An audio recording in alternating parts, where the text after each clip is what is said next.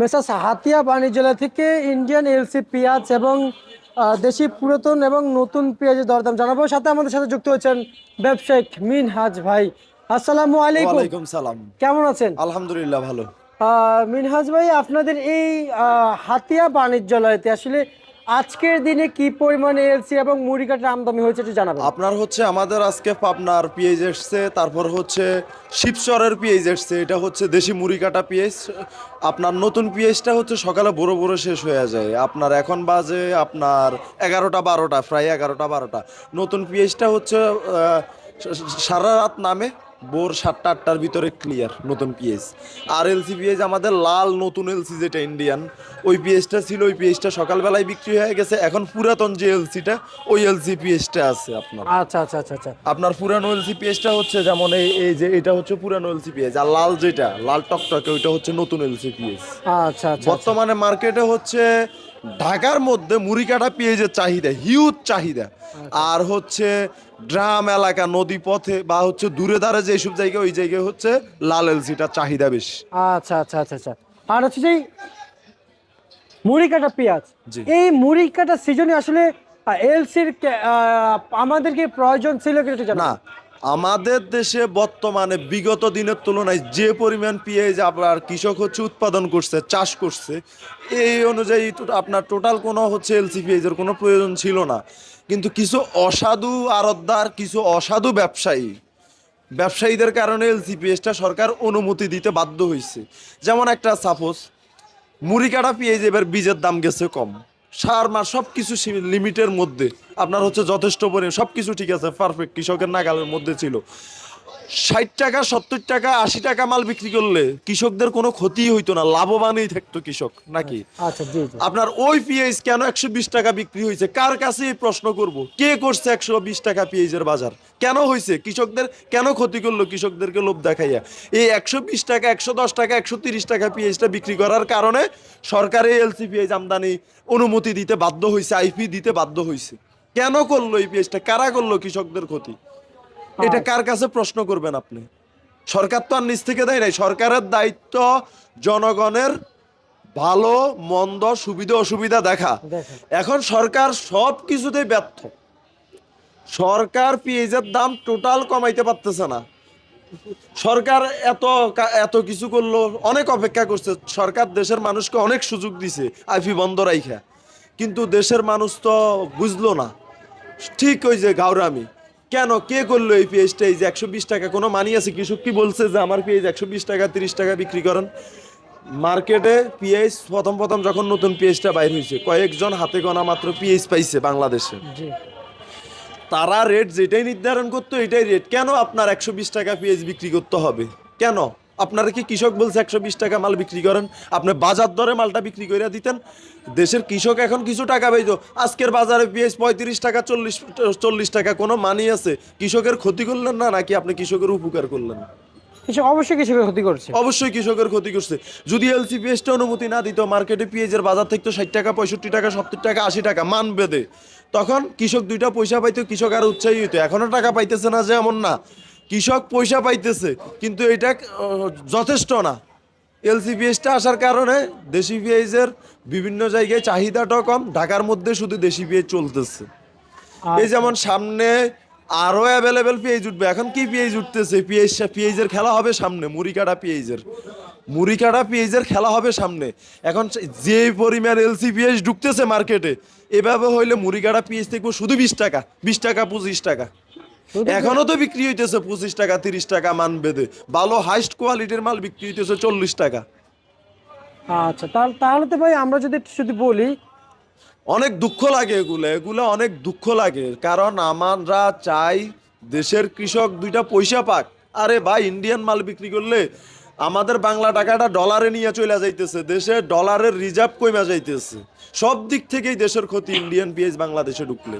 সেই জায়গায় আসলে আমরা যদি বলি এই ধরনের এই খরচ যদি কৃষকের পিছনে ব্যয় করতো, ব্যয় করতে কৃষক পারে, উৎসাহী হয়ে আরো বেশি ফলন করতো, আরো বেশি চাষ হইতো, আমরা স্বয়ং সম্পন্ন থাকতাম।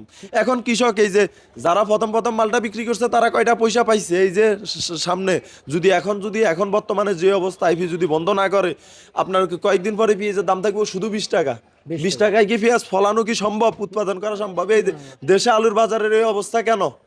নতুন আলু, এই যে আলুটা উঠতেছে, এটা 60 টাকা 6 টাকা 8 টাকা বিক্রি হইতেছে, এটা কি সম্ভব 8 টাকায় আলু উৎপাদন করা? কিছু করার নাই। 7 আলু, আপনার হচ্ছে সাকিরা আলু বিক্রি করতেই হবে যে কোনো দামে, 1 টাকা প্রয়োজনে, এটা খেতে চায়, এটা কিছু করার নাই, এটা বিক্রি করতেই হবে। এই মালটা মুড়িকাড়া বলেন, নতুন আলু বলেন, 7 আলু বলেন, সাকিদা আলু বলেন, এগুলো বিক্রি করতেই হবে।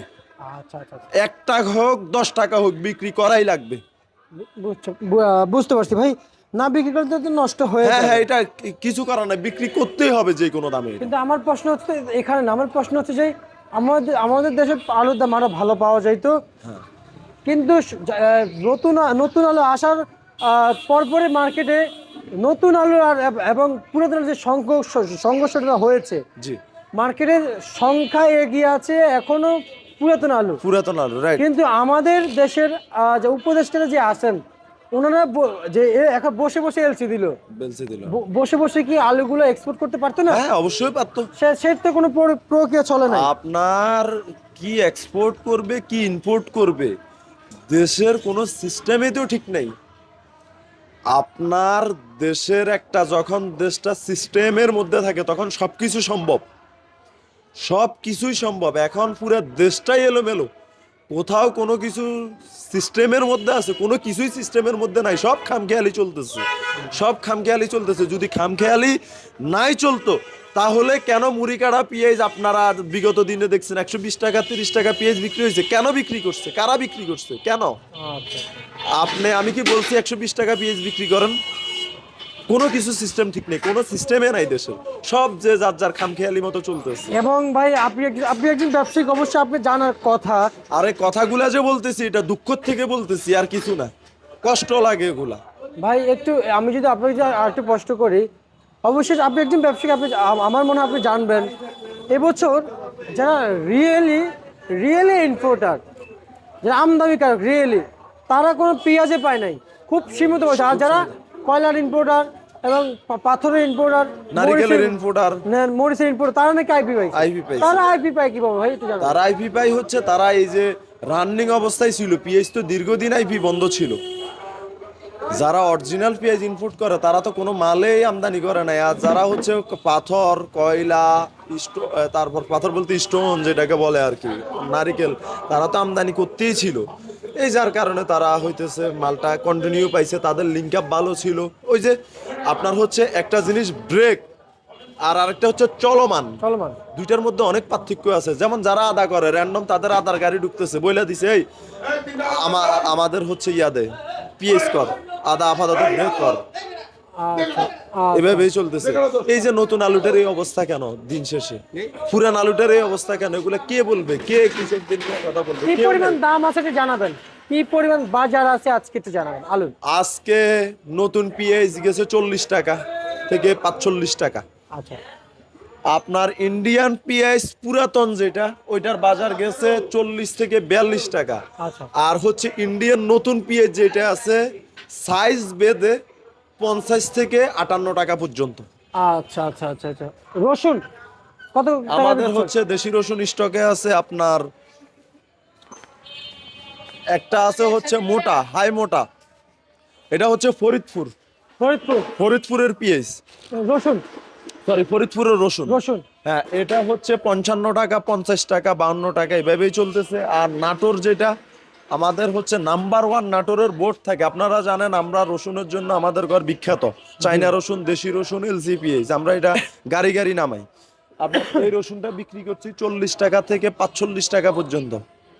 আমরা ভাই আপনি তো এলসি নামান, হ্যাঁ, জি। ঘরে এলসি আনেন, আনে। কিন্তু আজকে তো এলসি বিরুদ্ধে বললেন। এলসির বিরুদ্ধে এই জন্য বলছি, আমরা দিন শেষে যাই বলেন, আমরা দেশের পক্ষে, দেশের কৃষকের পক্ষে। আমরা দেশের কৃষক, আমরা চাই দেশের মানুষ আপনার হচ্ছে দেশের মানুষ কিছু পয়সা পাক, এই আপনার এলসির পক্ষে না যে এমন না, এলসিও দেশে দরকার আছে, কিন্তু এই মুহূর্তে কোনো প্রয়োজন নাই এলসি পিএইচের। আপনার আমাদের যদি দরকার হইতো তাহলে আমদানি করেন, ডাজেন্ট ম্যাটার, এটা কোনো বিষয় না। আমাদের দেশের মানুষের জন্য প্রয়োজন, আমদানি করেন, কোনো বিষয় না। এই মুহূর্তে দেশে অ্যাভেলেবেল পিএইচ, যার ভিতরে যে আপনি এলসি পিএইচটা যে আমাদের আমদানি হইতেছে, দেশের ডলারের রিজার্ভ কমে যাইতেছে। প্রতিটা এলসির জন্য ডলার প্রয়োজন, টাকা দিয়ে এলসি হয় না, রুপি দিয়ে এলসি হয় না। এলসি আমদানি করতে হলে ডলার প্রয়োজন, ডলার চলে গেলে রিজার্ভ কমে যাইতেছে। প্রবাসীরা কষ্ট করে দেশে রেমিটেন্স পাঠাইতেছে, ডলার পাঠাইতেছে, ওই ডলারের রিজার্ভটা আবার বাইরের দেশে পাঠাইয়া কেন আপনার ডলারের আমরা রিজার্ভ কমাবো? যেমন আচ্ছা। দেশি পিএইচটা যদি 60 টাকা চলতো, 70 টাকা চলতো, দেশের কৃষক টাকা পাইতো। এলসি দেশের মানুষ এলসি না আসলে দেশি পিএইচই খাইতো। দেশে নাকি পর্যাপ্ত পরিমাণ পেঁয়াজ আছে? পর্যাপ্ত পরিমাণ মানে কি, পিএইচের কোনো আকাল নাই, অভাব নাই। পিএইচ কত টন লাগবে, আপনি বাইরে আমদানি করতে পারবেন। দেশে আল্লাহর রহমতে আল্লাহ এত ফলন দিছে এই দেশে। আচ্ছা আচ্ছা আচ্ছা, বুঝতে পারছি। ঠিক আছে মিনাজ ভাই, আপনাকে অসংখ্য ধন্যবাদ। প্রিয় দর্শক, আরও কিছু প্রশ্ন ছিল, কিন্তু আজকে আর বেশি বড় করতেছি না। অবশ্যই আবার আমরা নেক্সট নিউজে আপনাদেরকে স্বাগত জানিয়ে অবশ্যই আমি আপনাদের এই বাকির যে পার্ট রয়েছে সেটা আমরা অবশ্যই পরের নিউজে অবশ্যই জানিয়ে দেবো।